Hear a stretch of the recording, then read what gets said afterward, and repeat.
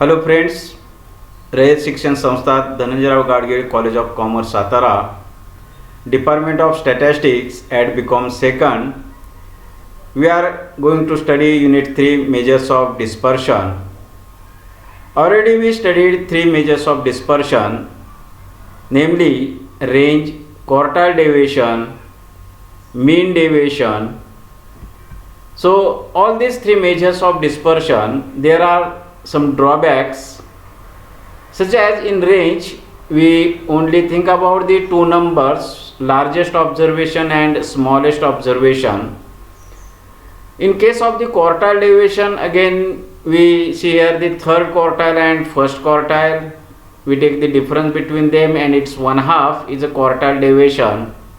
And in mean deviation, we consider here all observation, but we ignore the sign of the deviation. So that means there are demerits or drawback of all these 3 measures of dispersion. In case of range and quartile deviation, we cannot consider all data, and in mean deviation we ignore the sign of deviation. So to remove this drawback, we study the next measures of dispersion called as a standard deviation. Standard deviation is most important and reliable measures of dispersion. It is suggested by Carl Pearson in 1893. Definition of standard deviation is: standard deviation is the positive square root of mean of square of deviation from mean. It is denoted by SD or sigma. In mathematical form, suppose x1, x2, xn are n observation, then sigma is defined as it is a positive square root, that means square root summation arithmetic mean, that means summation divided by n, arithmetic mean of square of deviation taken from mean, that is summation xi minus x by bracket square divided by n. This formula is simplified as sigma is equal to square root summation x square divided by n minus x bar square. To evaluate the example for the individual data, we use this formula, simplified formula. So this is absolute measures of dispersion. Sigma is absolute measures of dispersion of standard deviation, and its corresponding relative measure is defined as coefficient of standard deviation is equal to sigma divided by x bar. Now merits and demerits of standard deviations are: merits, first merit is it is rigidly defined. Second is it is based on all observations. Third is it is useful for further algebraic treatment. Fourth is it has a sampling stability, and fifth is it is more accurate.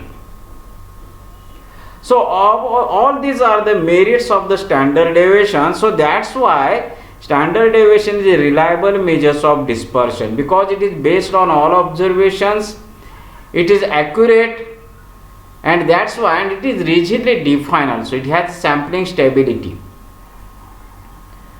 Demerits are: it is not easy to calculate for a common man, it is difficult to understand for a common man, and it is not defined for open-end classes, because in case of the continuous data we require the midpoint of the class interval. So if the classes are open-end method, then we cannot define the midpoint of the first class or the last class.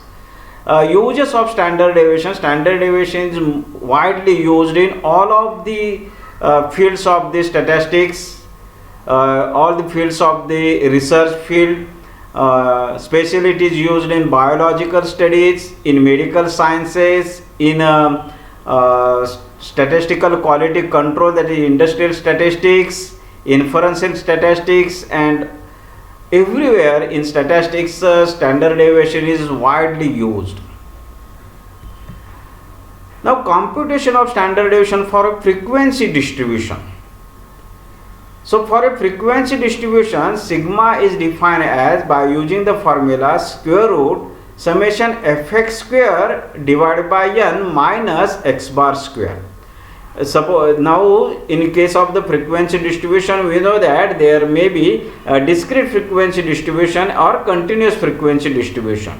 That means we have given the x random variables and its values, also their corresponding frequencies. So we use this formula for the compute the standard deviation. Here n, capital N, is nothing but the sum of the frequencies. Now we are all familiar about the capital N. In case of the frequency distribution, we know that total number of observation means sum of the frequency. And x bar, arithmetic mean, is defined for a frequency distribution. We already studied. The formula is summation fx divided by n. Now following are the steps to evaluate the example. First one is prepare a column of fx and fx square in observation table. So in observation table, first write the given data in first two columns. That means values of the random variable x and its corresponding frequencies f. And then prepare next column is fx, that is a product of frequencies and values of the random variable, and fx square. Then take the sum of the columns of frequency, fx and fx square.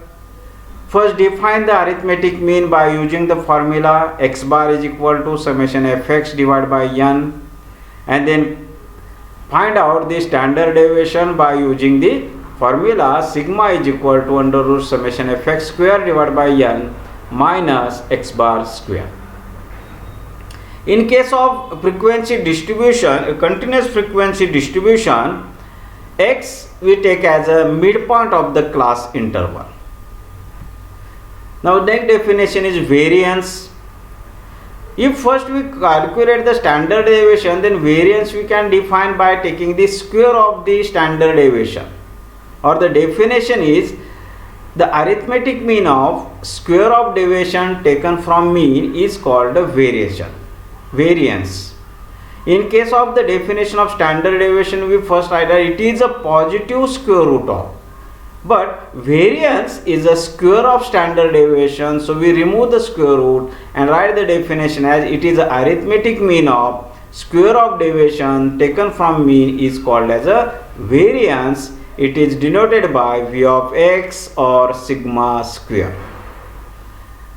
and it is defined as variance of x is equal to summation xi minus x bar bracket square divided by n.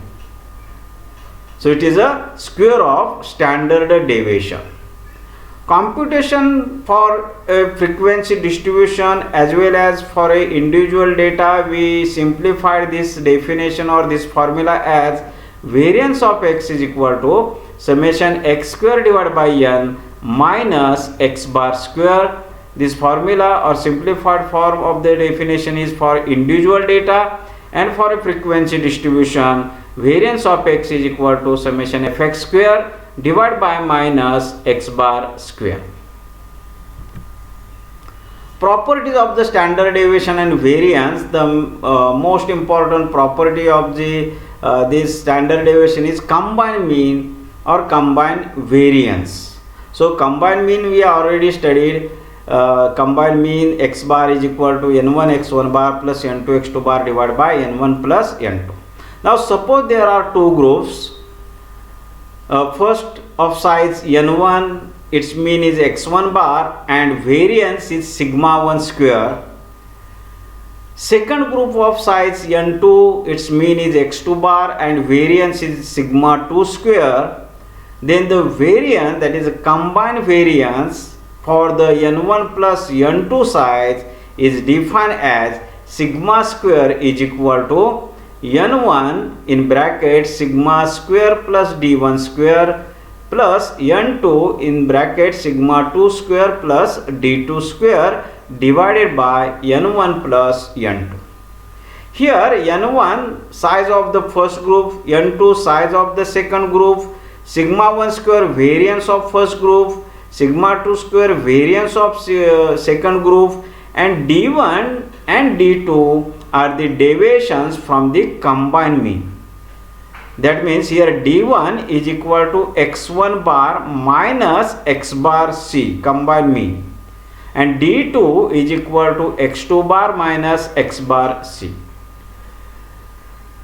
This fifth property is again important. Standard deviation is greater than or equal to mean deviation about mean. This is the relation between SD and MD.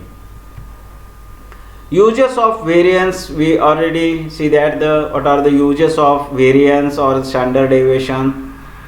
Now here this is next definition, coefficient of variation, or it is defined as a CV in short, and defined as the relative measures of standard deviation in percentage. Here we multiply the formula by 100, so it is in percentage. So the relative measure of standard deviation is called coefficient of variation, and it is given by CV is equal to SD divided by mean into 100, or in notation form is equal to sigma divided by x bar into 100. This coefficient of variation is expressed in percentage. Also, coefficient of variation, that is CV, is unitless measures of dispersion. Now coefficient of variation is the uses of this CV is, it is used for comparison of variability, homogeneity, stability, uniformity, consistency, like this. So coefficient of variation is used for the comparison of the data. Okay, so these are some examples for the individual data to find the standard deviation and variance and CV. So here for individual data, prepare a column of x and x square. X is a given data, prepare a column of x square and use the formula, substitute the summations and find the terms as SD, variance and CV.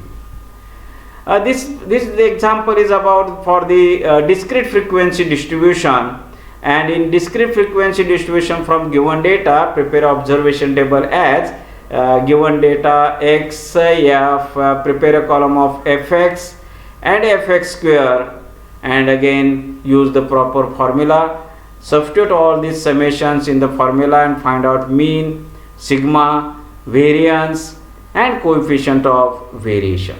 Similarly for the continuous frequency distribution also, here one more step is first prepare a column of midpoint of the class interval and then repeat the procedure which we apply in the discrete frequency distribution.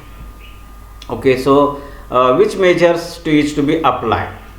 So when range is used, when quartile deviation is used, when mean deviation is used, and when a standard deviation is used. So in first is range, when data are scattered, when a single rough measure of total spread is desired. Quartile deviation is applied when for a quick inspectional measure of variability, when median is a measure of central tendency, and when middle of the distribution is to be studied.